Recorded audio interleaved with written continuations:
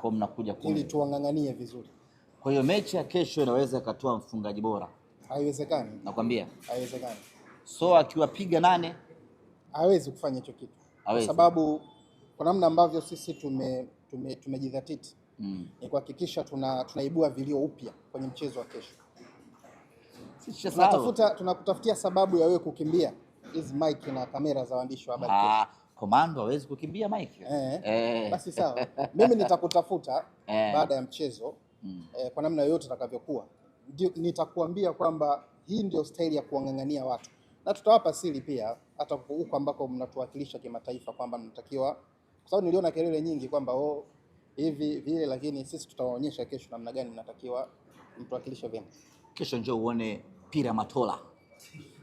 Fikisha salamu zangu kwa mwalimu, mwambie kuna Pira Dennis, uzuri anamfahamu. Kitambi mtoto mdogo. Kitambi ni kocha mpira kaka. Ndio mtoto mdogo. Kocha mpira kaka. Sababu nyinyi hamna kocha kwa sasa. Matola hamna kocha. Sawa.